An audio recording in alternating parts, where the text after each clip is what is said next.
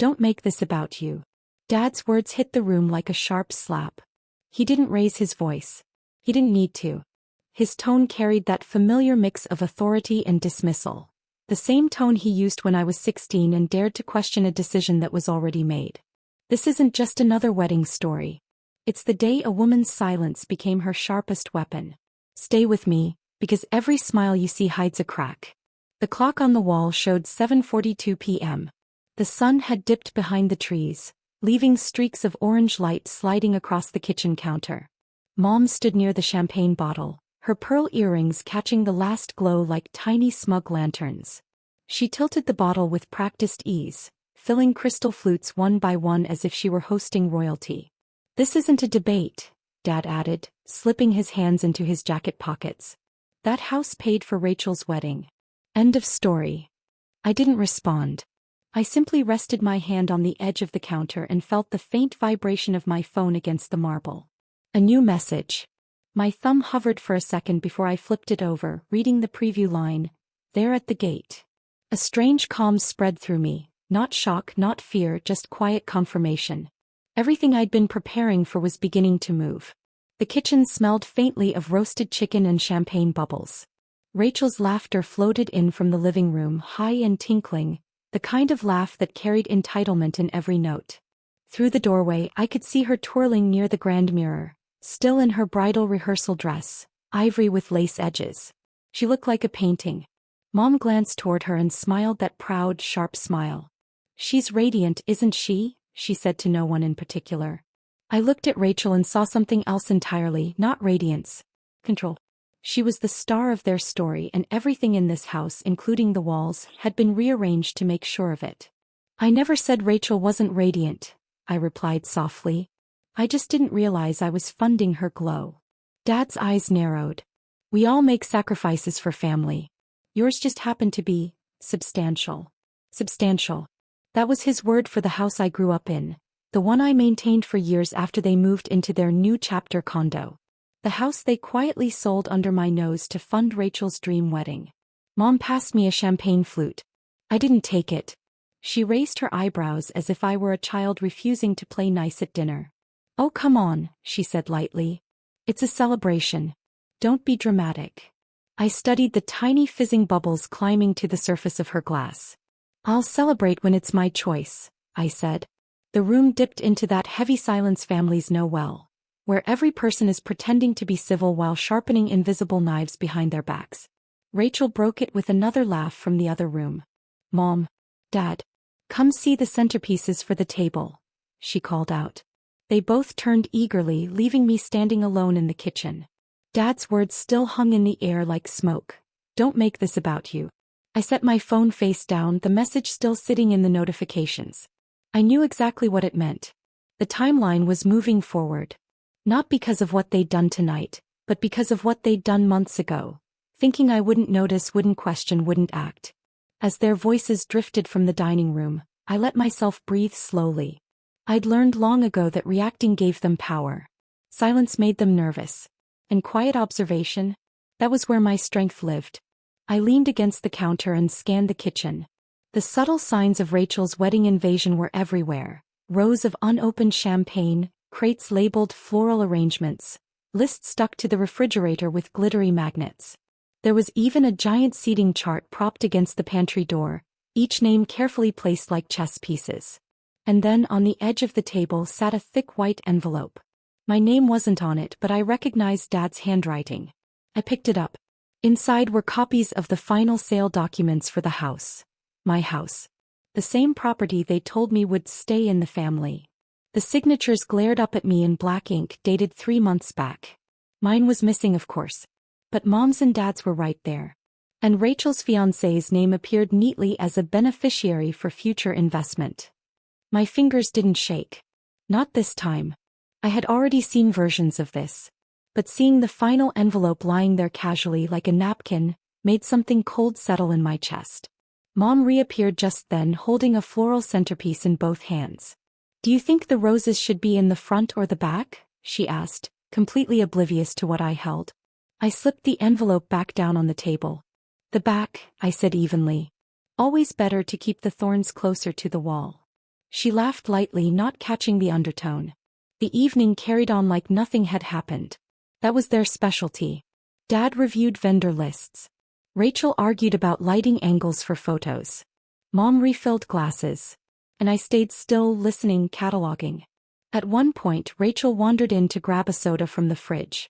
She noticed me looking at her reflection in the oven's glass. "What?" she said, half smiling. "Nothing," I said. She leaned casually against the counter, crossing her arms. "I know this is weird for you," she said, voice dripping with mock sympathy. "But this is my big day. You understand, right?" Her tone wasn't asking. It was reminding. I tilted my head slightly. "I understand perfectly." For a second she seemed unsettled. She opened the soda and walked off, but not before throwing over her shoulder, "Try to be happy for me." The irony almost made me laugh. By 9 p.m. the house was quieter. Most of the planners had left, leaving empty coffee cups and paper scraps behind. Mom retreated upstairs. Dad was on the phone in the study, pacing. Rachel was sprawled on the couch, scrolling on her phone with a satisfied little smirk. I stepped out onto the back porch.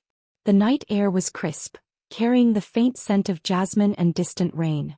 The property lights were still on, illuminating the yard like a stage. Beyond the fence line I could make out faint movements, unfamiliar silhouettes. I wasn't surprised. My phone buzzed again. Positions secured. Awaiting signal. I locked the screen and slipped it into my pocket. Not yet. Timing mattered. I sat on the wooden bench and listened to the creak beneath my weight. This house had always felt alive to me. I'd painted these walls, patched this porch, shoveled its driveway in snowstorms while everyone else was too busy. And now it was financing a wedding where I wasn't even seated at the family table. The insult was sharp, but I'd learned not to bleed where they could see. Inside, Dad's voice rose briefly on the phone. "I told you, everything is under control," he snapped before lowering his tone again. I walked back in slowly. He hung up and turned, startled to see me. "Still up?" he asked. "Couldn't sleep," I said. He nodded toward the porch. "Don't worry about all this," he said. "After the wedding we'll figure out what to do with you." What to do with me? He didn't even hear himself. "I'm sure you will," I said softly. He misread my calm as surrender. He always did. As the night wrapped around us, I found myself alone in the kitchen again. The lights were dimmed. The champagne glasses sat in a neat row on the counter, catching reflections of the night like tiny mirrors. I picked one up. The rim was cold. I held it to my lips but didn't drink. Instead, I looked at my reflection in the glass. Older, wiser, sharper. In the quiet, I whispered to myself, "Let them toast." The house creaked as if it heard me. The sound of footsteps broke my focus. Rachel stood in the doorway, her hair tied loosely, eyes still lined from rehearsal. "You're up late," she said, almost teasing. "So are you," I replied. She walked closer, arms folded, assessing me. "I just want tomorrow to be perfect," she said. "For once, can you not ruin something?" I met her gaze, unwavering. "I've ruined nothing yet." A flicker of unease passed through her face. Just a flicker. But it was enough. I placed the untouched champagne glass down slowly. "Sleep well, Rachel," I said. "Big day tomorrow."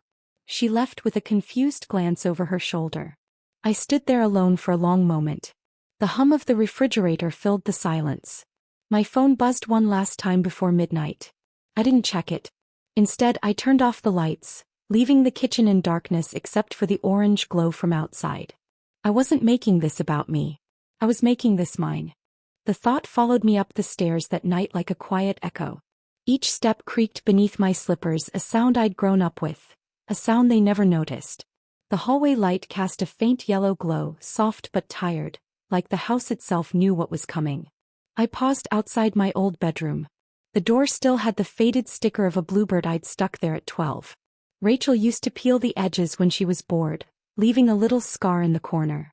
She never cared what belonged to me. She always wanted it until it was hers. Inside, nothing much had changed. The quilt I'd sewn years ago still lay folded at the foot of the bed. The walls held framed photos of better times, before money turned everything into ownership battles and sacrifices. I sat down on the bed and opened my nightstand drawer. Under a stack of old letters sat a thin black notebook, its corners frayed. I slid it out carefully, feeling the familiar weight of it in my hands. Every page inside held numbers, dates, and quiet betrayals written in my own steady handwriting. I'd started it the day I noticed the first unusual withdrawal from the house account. Just a small transfer for wedding planning, Dad had said. I didn't question it then. But when small became significant, I began writing everything down. It wasn't rage that fueled me. It was precision. The next morning the house stirred earlier than usual. Rachel's wedding was now just days away, and the rhythm of preparations had taken over every room. Downstairs, Mom was on the phone with a caterer, pacing in her bathrobe and gesturing with a wooden spoon like a general commanding troops. No, the chicken needs to be roasted, not grilled. She doesn't like grill marks, she said, exasperated. Rachel sat at the kitchen island in silk pajamas, hair in a messy bun, scrolling on her tablet. She didn't say good morning when I walked in. She never did anymore. I poured myself a cup of coffee from the pot I'd brewed. They liked their special imported blend. I preferred the regular dark roast I'd always bought. The scent filled the kitchen, grounding me. Did you move the centerpiece samples? Rachel asked suddenly, eyes not lifting from her screen. I didn't touch them, I replied. They're not where I left them. Mom chimed in without looking up. She's just worried. Big day coming. Rachel finally looked at me. Well, if you see them, don't move them again. I stared at her for a moment. She blinked first. I'll keep that in mind, I said softly. After breakfast, while they fussed over delivery schedules, I slipped out the back door with my coffee mug in hand. The morning air was sharp, carrying the smell of wet earth from last night's drizzle. The garden path still had puddles and the wooden fence line was damp to the touch. I walked along the fence until I reached the small shed tucked behind the trees. It was my space once, where I stored tools, paint cans, spare tiles, everything that kept this house alive long after they moved out. The lock clicked open easily. Inside, under a tarp, was a sealed box containing years of maintenance receipts, property tax records, and eventually, copies of the documents I'd started collecting when the house sale began to smell wrong. I pulled out the manila folder labeled transfers. Each page told the story they tried to hide. Wire transfers to Rachel's fiancé's account for wedding investments, suspicious consultation fees, and payments routed through Dad's side business. I ran my fingers along the paper edges. No matter how many times I looked at them, the betrayal felt clean, cold, like stepping onto a tile floor barefoot at dawn. Back inside, I passed Rachel in the hallway. She was arguing with a vendor through her wireless earbuds. I don't care if it's peak season. Those flowers need to be here by Thursday. She caught me glancing at her and mouthed, "What?" Like my presence itself annoyed her. "Nothing," I said and kept walking. Dad's office door was half open. He was inside, leaning over his desk, talking in a low voice. He didn't notice me at first, but when he did, he straightened quickly and covered a stack of papers with his hand. "Need something?" he asked sharply. "No," I said. "Just passing by." He gave me a look. A calculating one. For years, that look used to make me step back, apologize for interrupting. Now it only confirmed what I already knew. He was hiding more than he wanted to admit. By noon, the house was buzzing. Delivery trucks lined the driveway. Staff moved in and out like clockwork, carrying boxes, floral arches, lighting equipment. Rachel directed everyone like a conductor. I stayed mostly out of the way, quietly observing. Every time someone handed her a clipboard or asked a question, I took mental notes. Who handled the money? Which vendor seemed uneasy? Where things were stored? And quietly I made my own moves. In the small downstairs office, what used to be the family study, I booted up the old computer no one bothered to check anymore. The password was still Mom's anniversary date. Predictable. Inside the shared folder, I found the scanned house sale documents again. But this time I looked closer. One of the buyer's signatures had a timestamp embedded in the metadata. It didn't match the official filing date. It was signed a full week earlier. My lips curved into a quiet smile. Sloppy. I copied everything onto a flash drive and slipped it into the inside pocket of my sweater. Late afternoon brought a new subplot. A missing cake delivery. Rachel's meltdown was immediate and theatrical. "They confirmed this morning," she shouted into her phone. "This is unacceptable." Mom hovered nearby, soothing her like a child who dropped her ice cream. "It's just a cake," I said, stirring my coffee. Rachel whipped around. You wouldn't understand. This wedding is everything. There it was again, that selfish truth she never hid. I tilted my head slightly. Then I hope you enjoy every bite, I said. She glared, unsure if I was mocking her. I wasn't. Not yet. As evening approached, I retreated to my room with the black notebook. I sat by the window looking down at the garden as the light faded. Trucks were leaving, but the house buzzed with leftover tension. I flipped to the most recent entry. June 12th, transfer from house account to JL Investments. $47,500. Note, marked as venue upgrade. Next to it in my smaller handwriting I'd added, contact verified. Shell account. Each line in that notebook was a step they'd taken thinking I was invisible. Each line was a stepping stone I could use when the time came. I wasn't racing. I was aligning. Around 8:30 p.m. Mom knocked softly on my door. You've been quiet today, she said, peeking in. I usually am, I answered. She hesitated. Rachel's under a lot of pressure. Try not to make things harder. I looked at her carefully. She's under pressure because she's building her fantasy on someone else's foundation. Mom sighed as if I were being unreasonable. This is her time. Yours will come. It was such a familiar line recycled over decades that it almost made me smile. She's lucky, I said. Not everyone gets a foundation handed to them. She frowned, not fully grasping my tone, and closed the door quietly. When the house finally quieted, I went downstairs one last time. The kitchen lights were dimmed. The champagne bottles from earlier were now chilling in neat rows for the upcoming rehearsal dinner. I reached into the cabinet above the fridge and pulled down a small box I'd hidden months ago behind an old blender. Inside was a cheap webcam modified to run continuously when plugged in. I placed it discreetly in the corner near the pantry, its tiny lens facing the main hallway. Nobody ever looked there. And if they did, they'd assume it was part of the wedding security. I plugged it in, watched the light flicker once, then disappear. My silent witness was now in place. Before heading upstairs, I stopped by the living room.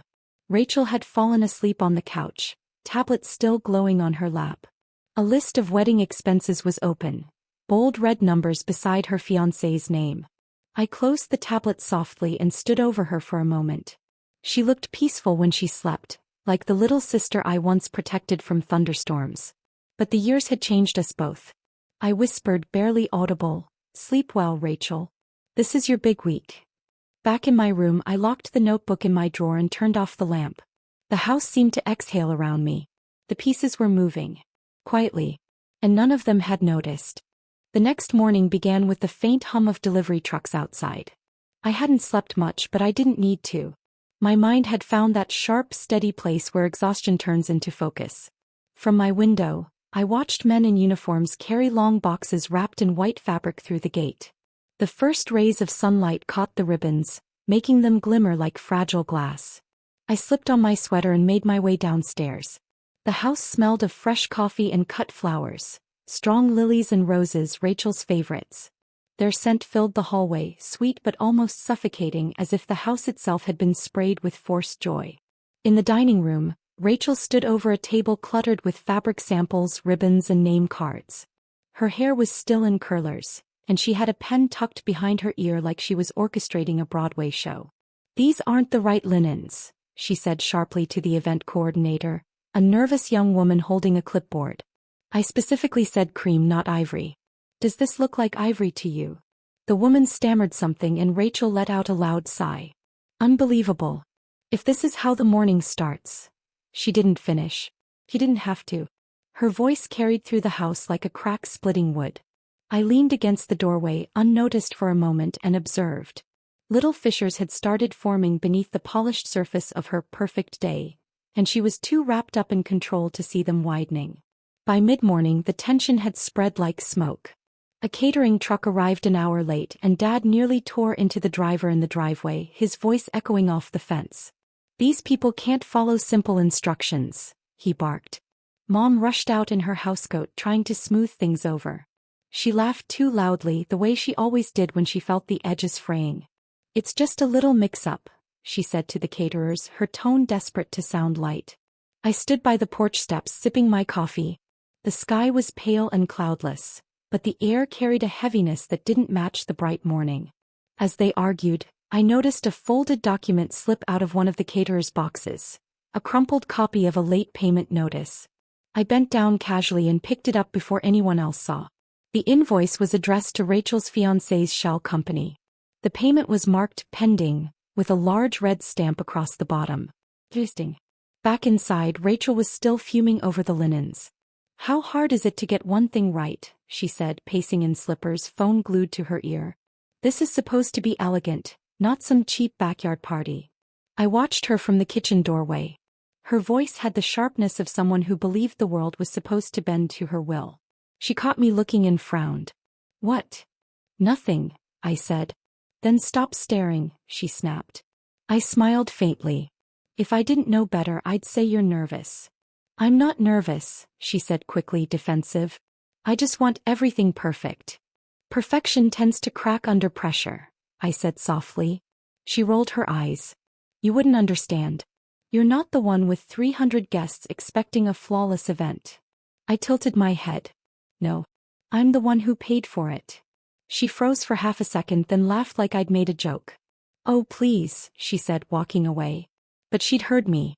I saw it in the way her shoulders stiffened.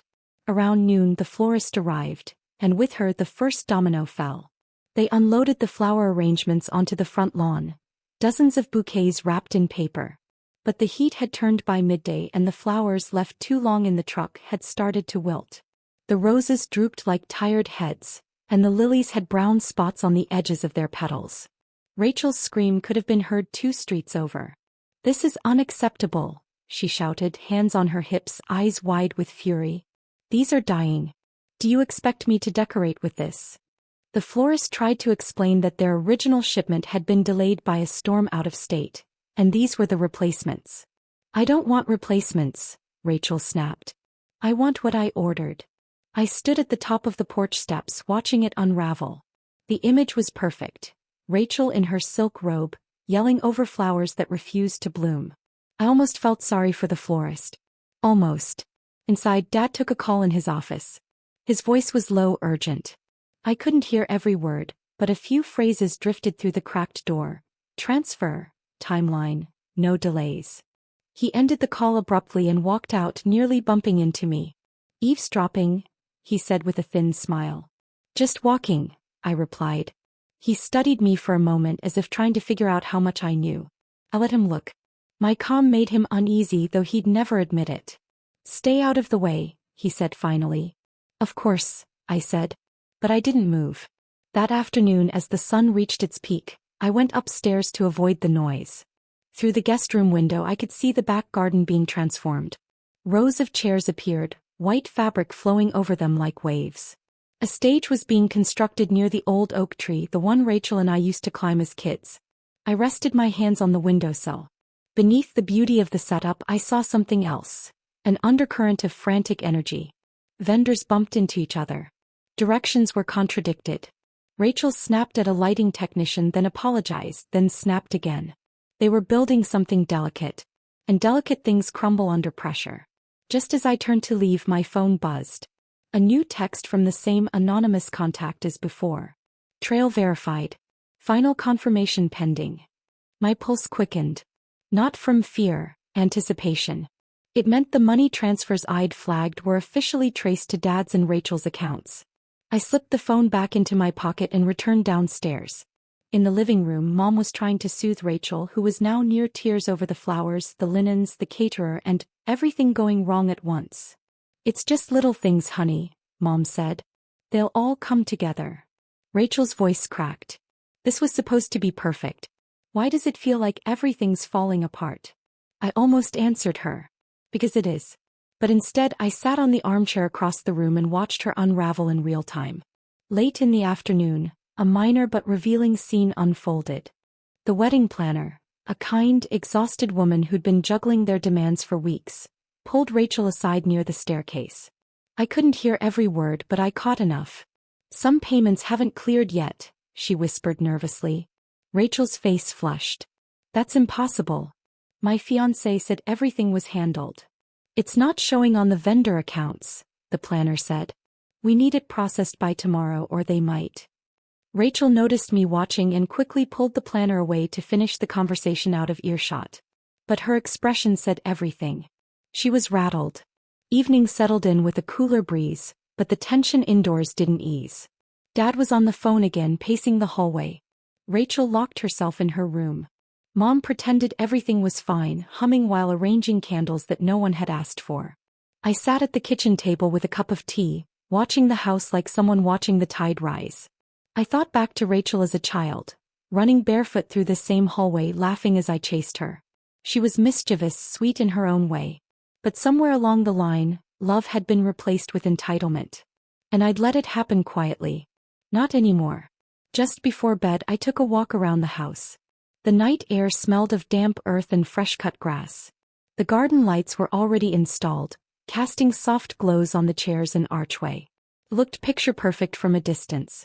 But up close, I saw details others might miss. A loose cable, a slightly leaning stage post, floral arches that hadn't been secured properly. Small cracks. I ran my fingers lightly along the wood of the arch. It was smooth but unsteady. Like Rachel's fantasy. I smiled in the dark. As I stepped back inside, Rachel appeared at the top of the stairs, robe tied tightly, eyes narrowed.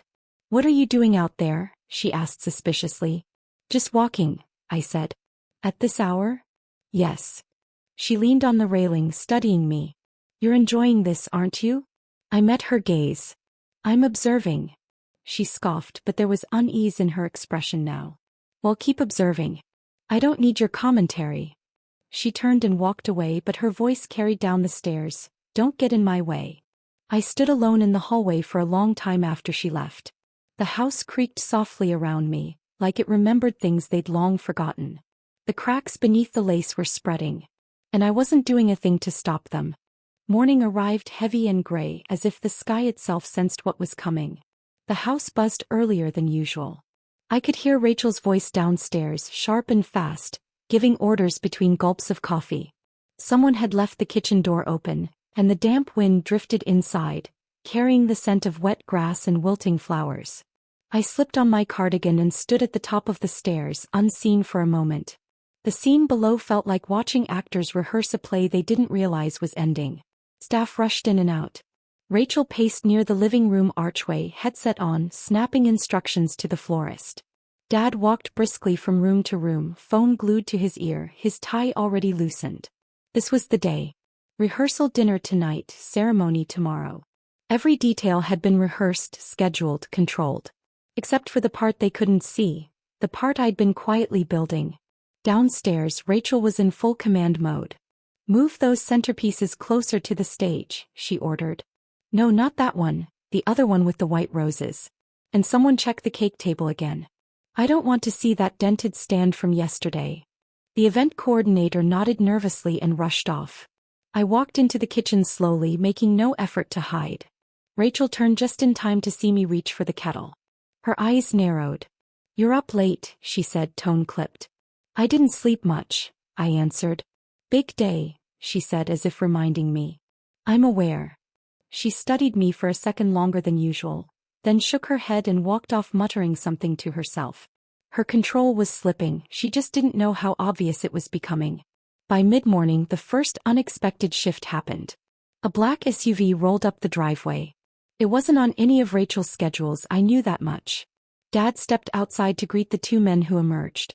They weren't vendors. Their dark suits and quiet, clipped manner spoke of a different kind of business. I moved to the hallway window and watched through the lace curtains. Dad's gestures were controlled, but the tightness in his shoulders gave him away. One of the men handed him a folder. He flipped through it quickly, nodded, then gestured toward his office. The SUV stayed parked. The men followed him inside. I didn't move. But my heartbeat slowed, steady and deliberate. Their presence was a signal, not of the end but of the chain reaction beginning. In the dining room, Rachel's fiancé, Luke, finally made an appearance. Late, unshaven and clearly hungover. Rachel caught sight of him and nearly exploded. "Where have you been?" she hissed. "The photographers are coming for the rehearsal shots. You look like you just rolled out of bed." He groaned, rubbing his forehead. "I had to meet with someone about the transfers." Rachel cut him off. "Not now. Just fix yourself." I don't need another problem. I lingered near the doorway pretending to check a cabinet, but every word landed clearly. Transfers. So the financial tremors had reached him too. Luke walked toward the staircase passing by me. He avoided eye contact. Guilt has a scent, faint, sour like stale wine. Late morning brought chaos in small, sharp waves.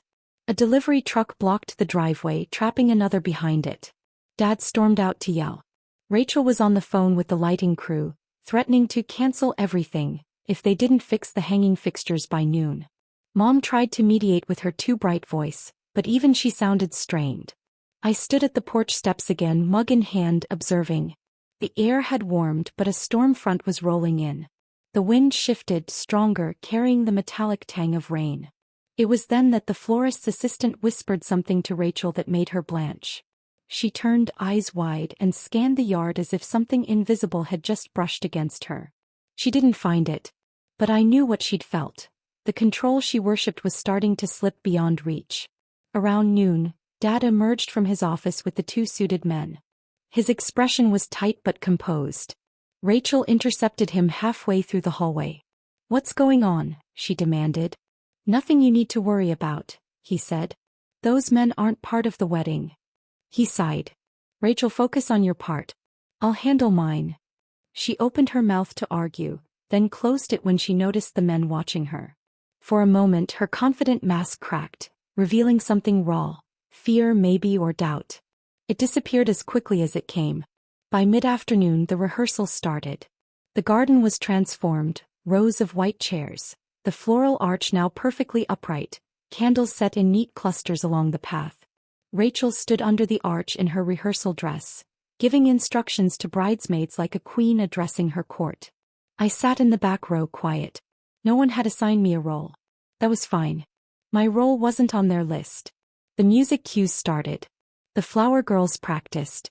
Rachel smiled for the first time in days, that brittle, glittering smile meant for cameras.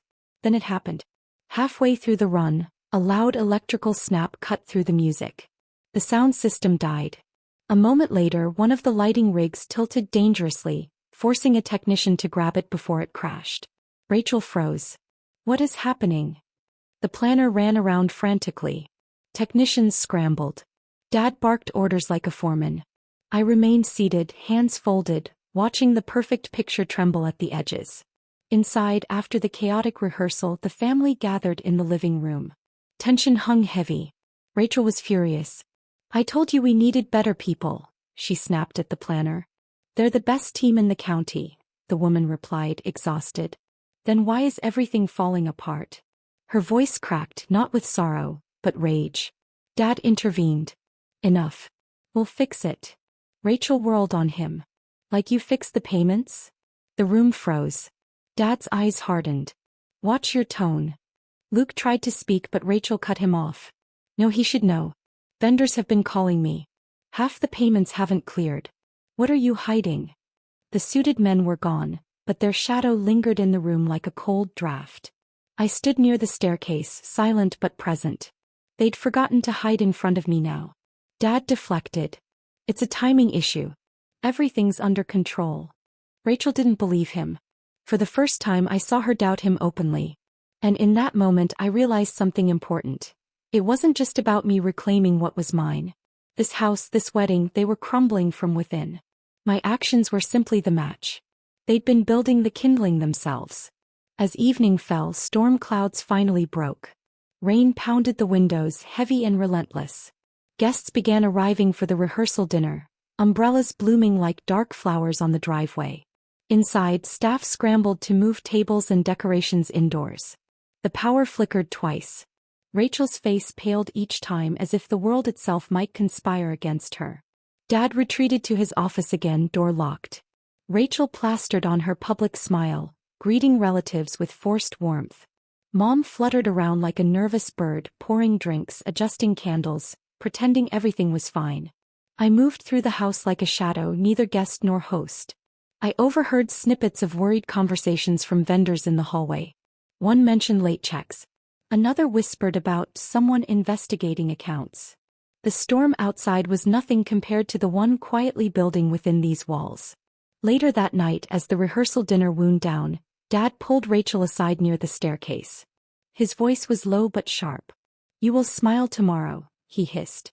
"You will act like everything is perfect." Rachel's chin trembled. "But what if?" "No.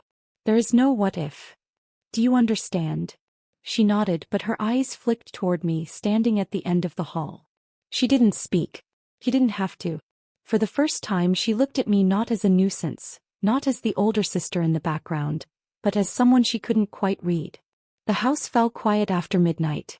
The rain slowed to a soft patter. I walked through the dark kitchen, my hand brushing along the cool edge of the counter. The scent of wet earth seeped through the open window. Tomorrow was the wedding. Their picture-perfect moment.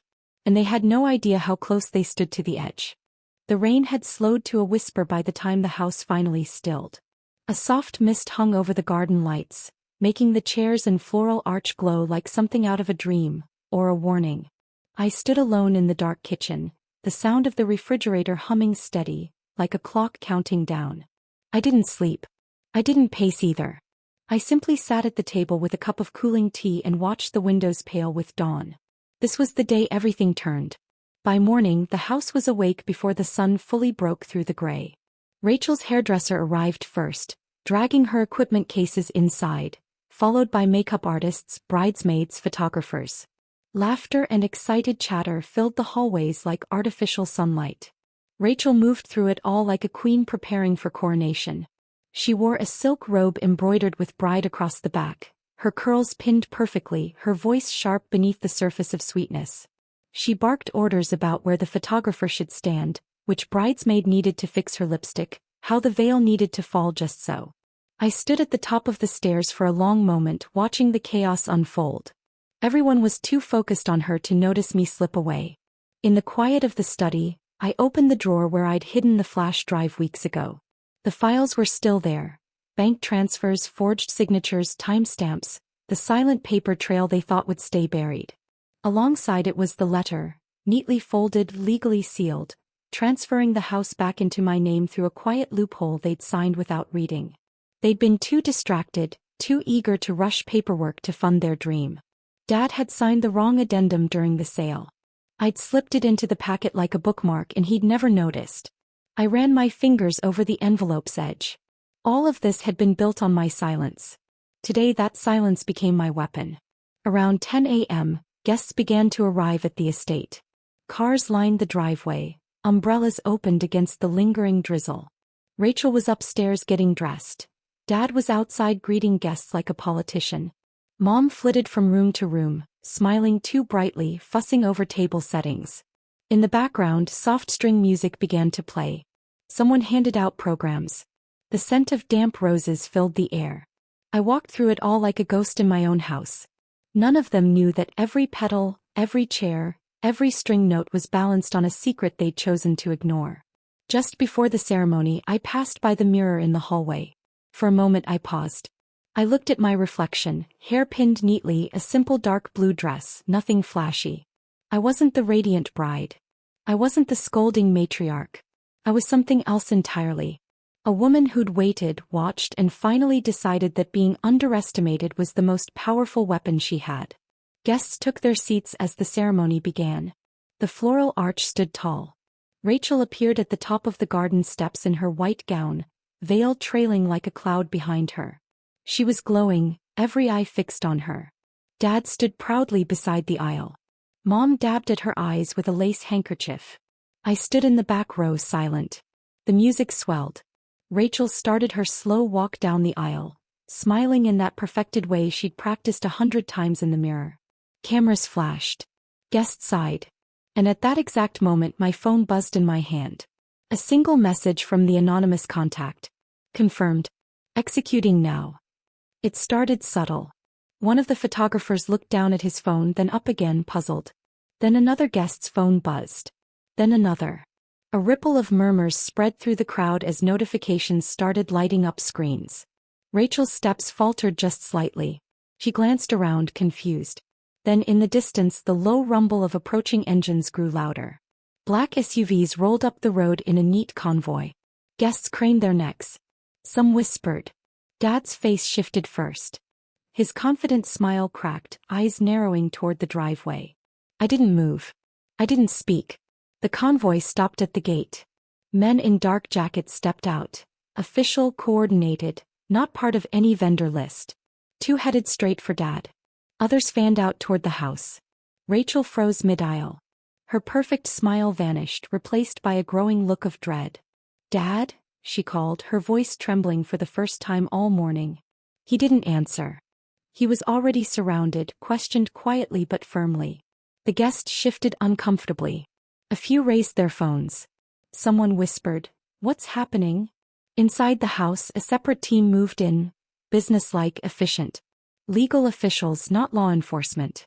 One carried a folder identical to the one I'd kept locked in the study.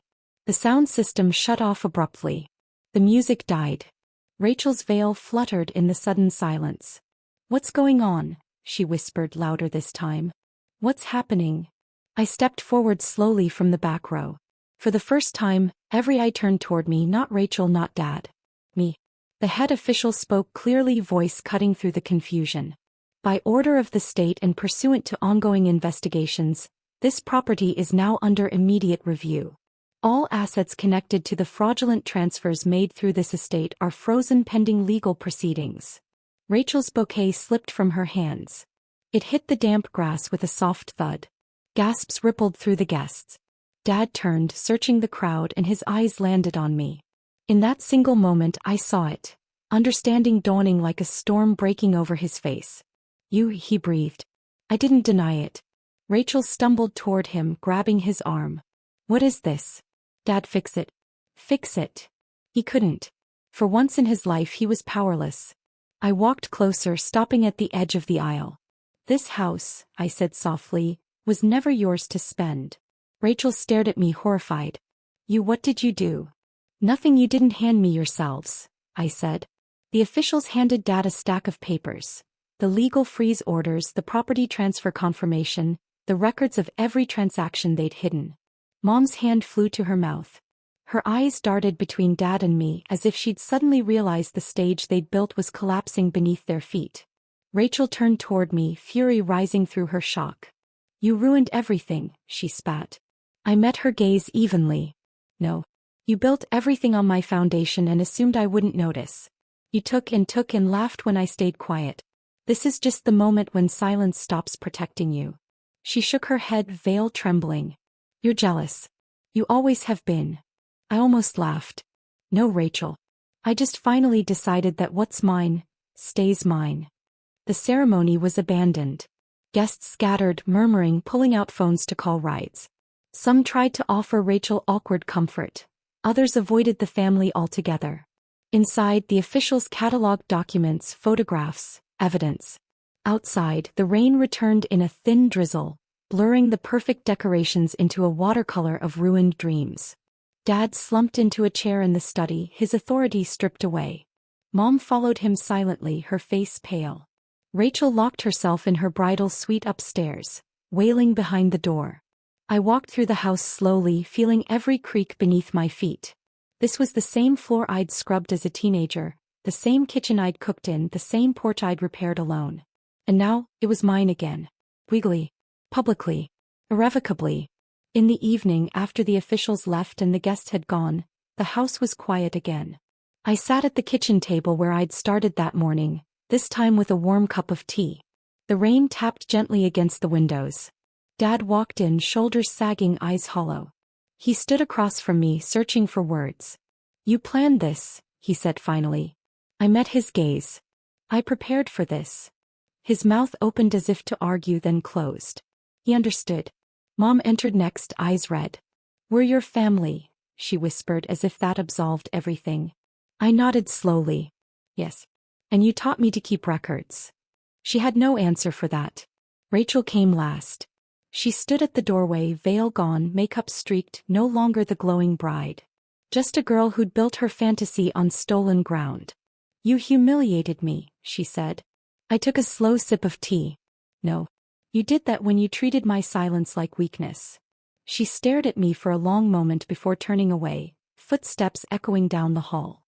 The house settled into stillness. Not the uneasy silence of before, but something steadier, stronger. I walked to the window and looked out at the wet garden. The chairs were empty now, the floral arch sagging in the rain. It was no longer their stage. It was my home. My silence had built their empire. My silence had ended it. And this time the terms were mine. If this story made your heart race and your mind spin, hit subscribe. There are more dark, emotional revenge stories waiting, and every twist is sharper than the last.